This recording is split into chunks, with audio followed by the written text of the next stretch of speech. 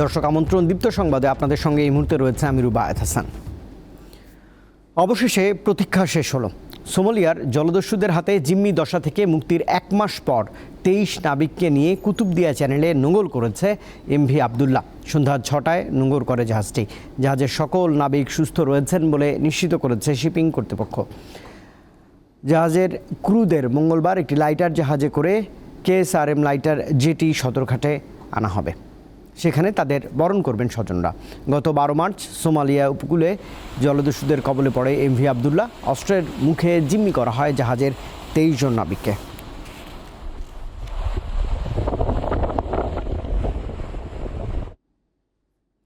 মৃত্যুদণ্ডপ্রাপ্ত আসামিদের চূড়ান্ত আপিল নিষ্পত্তি না হওয়া পর্যন্ত তাদেরকে কারাগারের কনডেম সেলে রাখা যাবে না।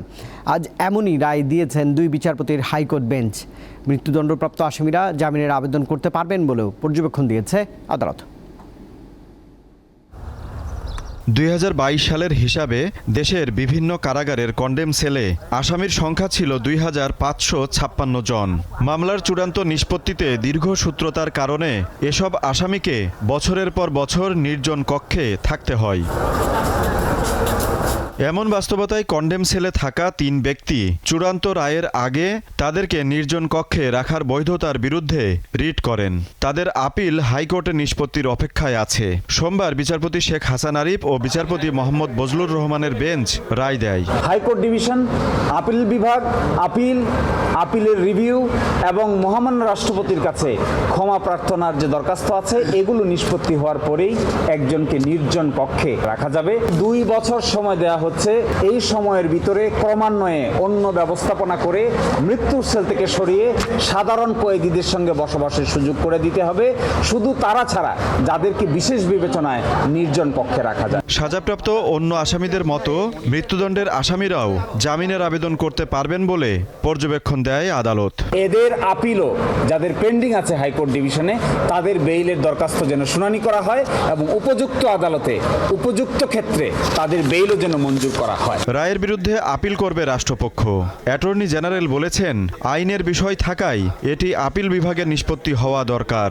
বিচারিক আদালতে মৃত্যুদণ্ডের রায়ের পরই আসামিদেরকে কনডেম সেলে রাখা হয়। সুপ্রিম কোর্ট গেলে বলা যাবে যে ডিসাইড করছেন লটা সেটেল করতে হলে সুপ্রিম কোর্টে যেতে হয়। তো এই ক্ষেত্রে আমি এখন তো নিজে জানি না, গভর্নমেন্টের সাথে কথা বলবো, আলোচনা করব। যদি গভর্নমেন্ট আমাকে ইনস্ট্রাকশন দেয়, আমরা ডেফিনেটলি সুপ্রিম কোর্টে যাব। ডেথ রেফারেন্স, জেল আপিল ও আপিল বিভাগের চূড়ান্ত নিষ্পত্তির আগ পর্যন্ত দীর্ঘ সময় তাদেরকে সেলে একাকী কাটাতে হয়। আজিজুল ইসলাম, দীপ্ত সংবাদ, ঢাকা। হজযাত্রীদের ভিসা অনুমোদনের সময় বাড়ানোর জন্য সৌদি আরবের প্রতি আহ্বান জানিয়েছেন প্রধানমন্ত্রী শেখ হাসিনা। সকালে গণভবনে বাংলাদেশে নিযুক্ত সৌদি রাষ্ট্রদূত ইসা বিন ইউসুফ আল দুহাইলানের সঙ্গে বৈঠকে এ আহ্বান জানিয়েছেন প্রধানমন্ত্রী। বলেছেন, সবাই যেন পবিত্র হজ পালন করতে পারেন, সৌদি আরবের উচিত সেই ব্যবস্থা করে দেয়া। যেসব হজযাত্রী এখন পর্যন্ত ভিসা পাননি সে বিষয়ে উদ্যোগ নেবার আশ্বাস দেন দেশটির রাষ্ট্রদূত। বৈঠকে ফিলিস্তিন ইস্যু নিয়ে প্রধানমন্ত্রী বলেছেন, ফিলিস্তিনি জনগণের সহায়তায় বাংলাদেশ আরেকটি চালান প্রস্তুত করছে। এরই মধ্যে তাদেরকে 2 বার সহায়তা পাঠানো হয়েছে। কেউ বিদেশ থেকে এসে বিএনপিকে মদদ দিয়ে চাঙ্গা করবে সেই অবস্থা এখন আর নেই। সেই বিদেশিদের ক্ষমতা মধ্যপ্রাচ্যে সীমাবদ্ধ হয়ে পড়েছে, এমন মন্তব্য করেছেন আওয়ামী লীগের সাধারণ সম্পাদক ওবায়দুল কাদের। দুপুরে আওয়ামী লীগের ধানমন্ডি কার্যালয়ে এক ব্রিফিংয়ে এ মন্তব্য করেছেন তিনি। যুক্তরাষ্ট্রের দক্ষিণ ও মধ্য এশিয়া বিষয়ক সহকারী পররাষ্ট্রমন্ত্রী ডোনাল্ড লু আগামীকাল বাংলাদেশে আসছেন। এ বিষয়ে প্রশ্নের জবাবে ওবায়দুল কাদের আরও জানান, লুর সফরের কারণ তার জানা নেই। বিএনপি ফের আন্দোলনের নামে সন্ত্রাস করলে পালানোর পথ খুঁজে পাবে না বলেও মন্তব্য করেছেন আওয়ামী লীগের এই সিনিয়র নেতা।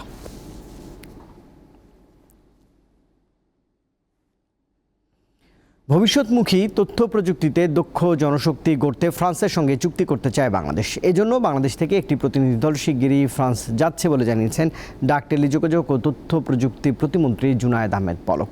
সোমবার সচিবালয়ে ঢাকায় নিযুক্ত ফ্রান্সের রাষ্ট্রদূত মেরি মাসুদুপুইয়ের সঙ্গে বৈঠকে প্রতিমন্ত্রী জানিয়েছেন, ফ্রান্সের সঙ্গে নতুন একটি ক্ষেত্র তৈরি করতে যাচ্ছে বাংলাদেশ। ফ্রান্স সফরে ইউরোপের বড় প্রযুক্তি উৎসব ডিভা থেকে প্রথমবারের মতো বাংলাদেশ অংশ নেবে। তিনি বলেন, দেশ থেকে 12টি আইটি কোম্পানি এই আয়োজনে অংশ নিতে যাচ্ছে। সফরে ফ্রান্সের বাণিজ্যমন্ত্রীর সঙ্গে দ্বিপাক্ষিক বৈঠকের কথাও রয়েছে।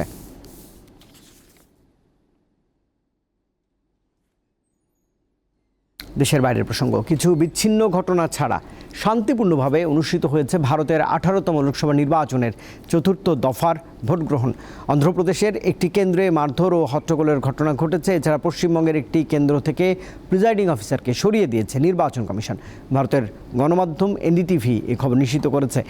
এই দফাতেও পশ্চিমবঙ্গে ভোটদানের হার বেশি। অন্ধ্রপ্রদেশে 25, তেলেঙ্গানার 17, উত্তরপ্রদেশের 13, মহারাষ্ট্রের 11 এবং মধ্যপ্রদেশ ও পশ্চিমবঙ্গের 8টি আসনে লড়াই হচ্ছে। এছাড়া বিহারের 5টি আসন, উড়িষ্যা এবং ঝাড়খণ্ডে 4টি করে এবং জম্মু ও কাশ্মীরের 1টি আসনে ভোট গ্রহণ হয়েছে। সমাজবাদী পার্টির শীর্ষ নেতা অখিলেশ যাদব সহ 1717 প্রার্থীর ভাগ্য নির্ধারণ হবে এই চতুর্থ ধাপের ভোটে। খেলার খবর, পেসার তাসকিন আহমেদের চোটের ইস্যুতে একদিন পিছিয়ে গেল বাংলাদেশের টি-20 বিশ্বকাপ দল ঘোষণা। মঙ্গলবার দুপুরে দল ঘোষণা করার কথা রয়েছে বলে বিসিবির পক্ষ থেকে জানানো হয়েছে। এর আগে প্রাথমিক একটি তালিকা আইসিসিতে পাঠানো হয় 30 এপ্রিল। তারপরও জিম্বাবুয়ে সিরিজের ম্যাচগুলোর দিকে আরেকবার চোখ রেখে চূড়ান্ত দল ঘোষণার অপেক্ষা ছিল। রোববার শেষ ম্যাচের পরই অনেকটা নিশ্চিত হয়ে যায় সোমবারের দল ঘোষণার বিষয়টি। তবে তাসকিনের চোটের কারণে পিছিয়ে যায় দল ঘোষণা। এখন তাসকিনের স্ক্যান রিপোর্ট পেলে তার বিষয়ে চূড়ান্ত সিদ্ধান্ত নেবে ক্রিকেট বোর্ড। আর দর্শক, এই ছিল এখনকার মতো। আমাদের পরের আয়োজন রাত 11টায় দীপ্ত সংবাদ দেখার আমন্ত্রণ রইল। এতক্ষণ সঙ্গে থাকবার জন্য ধন্যবাদ সবাইকে।